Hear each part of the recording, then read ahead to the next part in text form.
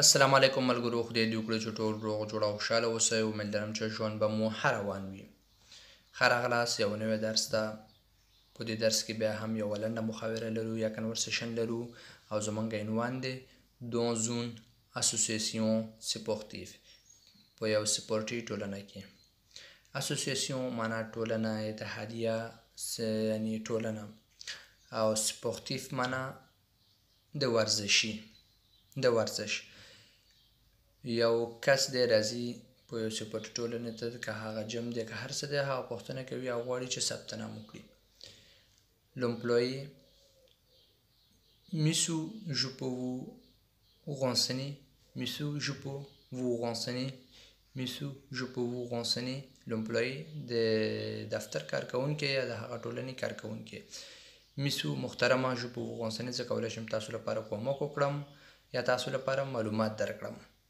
Je peux vous renseigner، زه کولی شم چې تاسو لپاره معلومات درکړم. Ahmad: Bonjour, je voudrais des renseignements sur votre association sportive, s'il vous plaît. Est-ce que vous avez une brochure? Bonjour, je voudrais des renseignements sur votre association sportive, s'il vous plaît. Est-ce que vous avez une brochure? احمد ورته وایي: Bonjour، ورځ مو په خیر، یا ستړی مه شئ، یا سلام. Je voudrais، زه غواړم د renseignements معلومات sur votre association sportive، ستاسو په سپورټي ټولنه باندې. renseignements معنا معلوماتو ته وایي. S'il vous plaît، مهرباني وکړئ. Est-ce que vous avez، آیا تاسو لرئ une brochure، یو brochure. brochure هغه کتابچه، هغه ورقه ده چې د یو ټولنې یا د یو شي معلومات پکې لیکل شوي. لکه کله چې جم ته لاړ شي، هلته داسې ورقې وي هغه سره چې هغه ټول معلومات پکې لیکل شوي چې په دغه وخت کې جم خلاصیږي، په دغه وخت کې بندیږي، دا قوانین دي. هغه ټول قوانین چې لیکل شوي هغه ورقې لپاره brochure وایي. لکه څرنګه چې کوم ورقه تاسو په عکس کې وینئ. L'employé: Bien sûr, monsieur. Voici une brochure avec toutes nos activités. Bien sûr, monsieur. Voici une brochure avec toutes nos activités. هغه دفتر مامور ورته جواب ورکوي: Bien sûr. بالکل، یقینا monsieur. Of course، یقینا محترمه، صحیح شو. Bien sûr معنا یقینا monsieur اوشته، یعنی را سره دی. Voici دا دی un brochure، یو brochure avec toutes nos activités، سره دی ټول هغه فعالیتونه چې زموږ په کلب کې موجود وي. avec toutes nos activités، سره د ټول زموږ فعالیتونه چې موږ په دې کلب کې کوم فعالیتونه ترسره کوو ټول پکې لیکل شوي دي. احمد: Est-ce que vous avez un site internet? Est-ce que vous avez un site internet? Est-ce que vous avez un site internet? احمد ورنه پوښتنه کوي: Est-ce que vous avez، آیا تاسو لرئ un site internet، یعنی انټرنیټي سایټ تاسو لرئ، یعنی تاسو کوم یو سایټ یا ویب سایټ لرئ په انټرنیټ کې. L'employé: Non, pas encore. Non, pas encore. Non, pas encore. نه تر اوسه نه لرو. نو معنا نه، pas encore نه تر اوسه. Est-ce que vous organisez des stages de tennis pendant les vacances? Est-ce que vous organisez des stages de tennis pendant les vacances?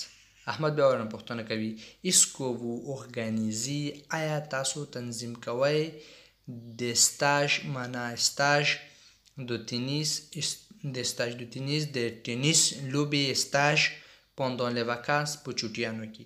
احمد ورنه پوښتنه کوي چې آیا تاسو په چوټیانو کې د ټینیس د لوبې stage تنظیم کوئ، یعنی لرئ یا نه. organize معنا یو شی تنظیم کول، یو شی درلودل. یعنی کلب دی، کلب کې مثلا د ټینیس سټاج هم شته، د نورو لوبو سټاجونه هم شته. یعنی مطلب دا دی چې آیا تاسو دا کار کوئ. Est-ce que vous organisez، آیا تاسو تنظیم کوئ د سټاج د ټینیس د لوبې سټاج pendant les vacances په چوټیانو کې.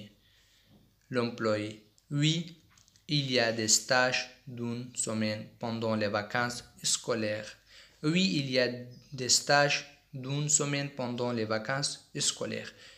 L'employé ورته ځواب ورکوي oui il y a des stages او stage شته d'une semaine یعنی د یو هفتې stage لرو pendant les vacances د چوټیانو په دوران کې یعنی په چوټیانو کې pendant les vacances scolaires یعنی مکتبي چوټیانو کې لکه څنګه چې دا 2 میاشتې ژوئیه او اوت یعنی دا 2 میاشتې چې په فرانسه کې چوټي وي دې ته وایي les vacances scolaires یعنی مکتبي چوټیانې ځکه چې په دې وخت کې ټول مکتبونه چوټي وي احمد est-ce que je peux inscrire maintenant mes enfants au stage du mois de juillet est-ce que je peux inscrire maintenant mes enfants au stage du mois de juillet احمد بیا وایي est-ce que je peux inscrire آیا زه کولی شم چې راجسټر وکړم یا ثبت نام وکړم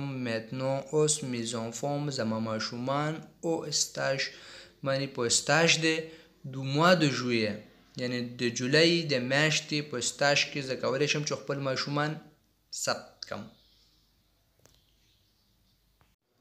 inscrire وایي ثبت نام کولو ته inscrire ثبت نام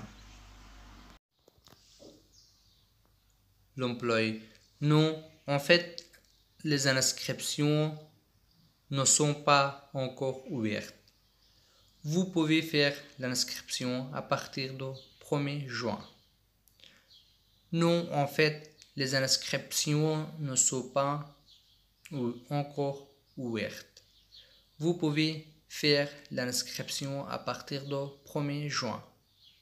Nous, en fait په حقیقت کې les inscriptions یعنی ثبت نام کول چې دی ne sont pas encore ouverts تر اوسه پورې خلاص شوی نه دی یعنی ثبت نام کول تر اوسه پورې خلاص شوی نه دی vous pouvez faire تاسو کولی شئ چې وکړئ l'inscription ثبت نام à partir du 1er juin د لومړی یعنی د جون د میاشتې لومړی تاریخ څخه وروسته تاسو کولی شئ چې ثبت نام وکړئ دا زمونږ درس امید لرم چې ورباندې پوه شوي یاستئ که چیرې کوم مشکل لرئ یا په کوم لغت باندې پوه شوي نه یاستئ تاسو کولی شئ چې په کمنټ کې راته ولیکئ او په راتلونکي ویډیو کې د هغې په باره کې مو خبرې وکړو په مو خامخا ښه ژوند ولرئ